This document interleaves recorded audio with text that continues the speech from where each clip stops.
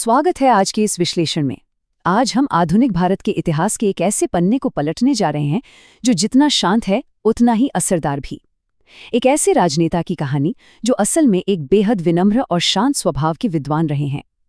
जी हाँ, हम बात कर रहे हैं डॉक्टर मनमोहन सिंह की। एक ऐसे व्यक्ति जिन्हें तब देश की कमान संभालने के लिए बुलाया गया जब भारत एक बहुत ही गहरी आर्थिक क्राइसिस से गुजर रहा था। तो चलिए, बिना किसी देरी के इस सफर की शुरुआत करते हैं और समझते हैं उन ऐतिहासिक फैसलों को जिन्होंने भारत का भविष्य तय किया। तो सबसे पहले इस बहुत ही भारी भरकम टाइटल पर गौर करते हैं, भारतीय आर्थिक सुधारों के जनक। ये कोई मामूली उपाधि नहीं है ना? ये टाइटल हमें उस विशाल ऐतिहासिक विरासत की याद दिलाता है जो उन्होंने पीछे छोड़ी है। जरा सोचिए, एक अकेले इंसान की नीतियों ने पूरे देश की इकोनॉमी का नक्शा ही बदल कर रख दिया। ये अपने आप में कितनी बड़ी बात है। अब इस पूरे सफर को हम कुछ इस तरह से समझेंगे। सबसे पहले उनके शुरुआती जीवन और पढ़ाई लिखाई की बात करेंगे। फिर देखेंगे कि कैसे एक अर्थशास्त्री एक नीति निर्माता बन गया। इसके बाद बात होगी 1991 के उन ऐतिहासिक आर्थिक सुधारों की, फिर प्रधानमंत्री के तौर पर उनके सफर की, और आखिर में जानेंगे उनके व्यक्तित्व से जुड़े कुछ बेहद रोचक तथ्य। तो चलिए शुरुआत करते हैं उनके प्रारंभिक जीवन और शिक्षा से। 26 सितंबर 1932 को गाय में जन्मे मनमोहन सिंह का जीवन सच कहूं तो ज्ञान और सीखने के प्रति एक गजब के समर्पण की कहानी है। आपको ये जानकर शायद हैरानी हो कि उनकी लीडरशिप की जो नींव है ना, वो किसी राजनीतिक अखाड़े में नहीं पड़ी थी, बल्कि वो दुनिया की कुछ सबसे शानदार यूनिवर्सिटीज की लाइब्रेरियों में तैयार हुई थी। पंजाब यूनिवर्सिटी से अपने अंडरग्रेजुएट सफर की शुरुआत करने के बाद वो सीधे पहुंचे कैम्ब्रिज यूनिवर्सिटी, जहां से उन्होंने अर्थशास्त्र में पोस्ट ग्रेजुएशन किया। और कहानी यहीं खत्म नहीं होती। इसके बाद उन्होंने ऑक्सफोर्ड यूनिवर्सिटी से अपनी डॉक्टरेट यानी डी.फिल भी पूरी की। पढ़ाई को लेकर उनका ये जो जुनून था ना, इसी ने उन्हें दुनिया के सबसे ज्यादा पढ़े लिखे प्रधानमंत्रियों में से एक बना दिया। अब आगे बढ़ते हैं और देखते हैं उनका अर्थशास्त्री से नीति निर्माता तक का सफर। अब इतनी शानदार पढ़ाई के बाद उनका करियर कैसे आगे बढ़ा, ये देखना बहुत ही दिलचस्प है। उनके करियर की नींव आप कह सकते हैं कि दो बिल्कुल अलग-अलग पिलर्स पर खड़ी है। एक तरफ है उनका एकेडमिक और फाइनेंशियल लीडरशिप वाला रोल, जैसे एक प्रोफेसर के तौर पर उनका काम, फिर 1982 से 85 तक रिजर्व बैंक ऑफ इंडिया के गवर्नर की कुर्सी और योजना आयोग के डिप्टी चेयरमैन की जिम्मेदारी। और फिर दूसरी तरफ आती हैं उनकी बहुत बड़ी राजनीतिक जिम्मेदारियां, जैसे 1991 में वित्त मंत्री बनना और फिर 2004 से 2014 तक लगातार 10 साल देश के 13वें प्रधानमंत्री के तौर पर काम करना। जरा सोचकर देखिए, एक ही इंसान के पास इकोनॉमी की इतनी गहरी समझ और फिर इतनी बड़ी राजनीतिक ताकत का होना, ये कॉम्बिनेशन सच में बहुत रेयर है। चलिए अब बात करते हैं उनके करियर के शायद सबसे अहम पड़ाव की, 1991 के ऐतिहासिक आर्थिक सुधार।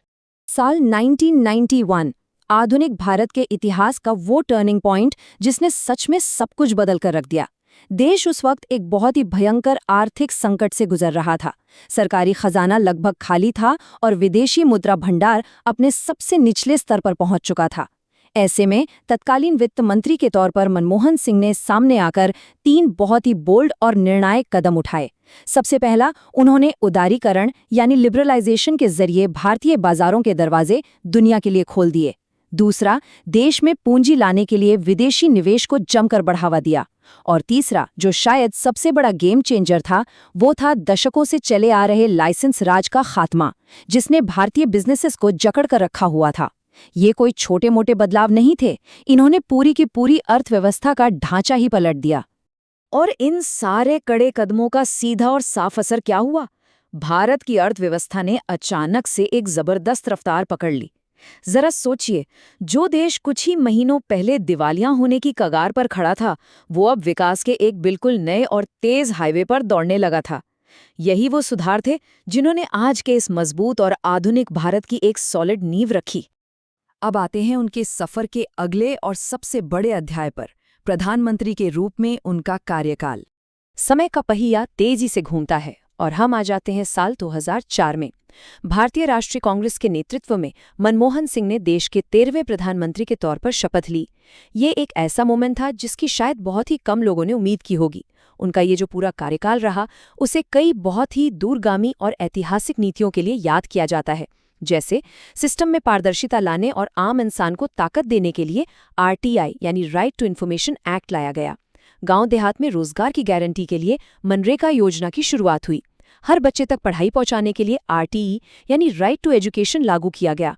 और अगर हम इंटरनेशनल लेवल की बात करें तो ऐतिहासिक भारत अमेरिका असैन्य परमाणु समझौता भी उन्हीं के दौर में हुआ।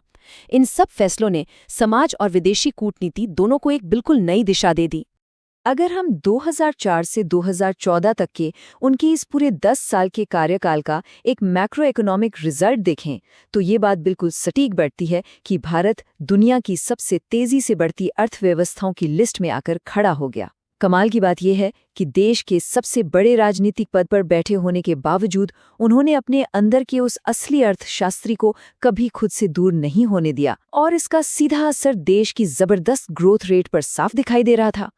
चलिए अब इस विश्लेषण के आखिरी हिस्से की तरफ बढ़ते हैं, उनके व्यक्तित्व और उनसे जुड़े कुछ बेहद रोचक तथ्य। एक बेहतरीन अर्थशास्त्री और एक ताकतवर राजनेता होने के साथ साथ मनमोहन सिंह जी का जो व्यक्तिगत स्वभाव है वो कई दिलचस्प बातों से भरा हुआ है। सबसे पहली बात तो ये कि वो भारत के पहले सिख प्रधानमंत्री बने। लेकिन एक चीज जो उन्हें भारतीय राजनीति के उस रोजमर्रा के शोर शराबे से बिल्कुल अलग खड़ी करती है वो है उनका बेहद शांत और कम बोलने वाला स्वभाव। उनका व्यक्तित्व एकदम सरल और विनम्र रहा है और उनकी ईमानदारी की छवि बहुत ही मजबूत रही है।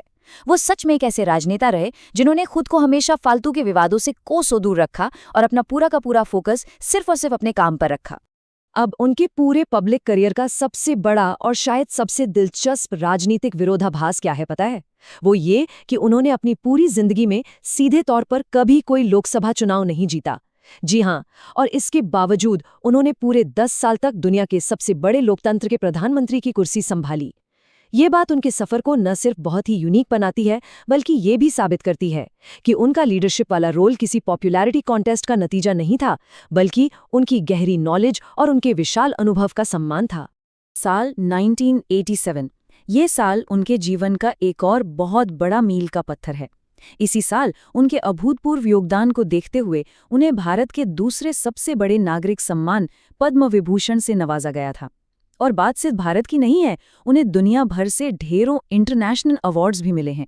ये सारे सम्मान इस बात का जीता जागता सबूत हैं कि उनके ज्ञान और उनके तजुर्बे का लोहा सिर्फ देश ने ही नहीं बल्कि पूरी दुनिया ने माना है।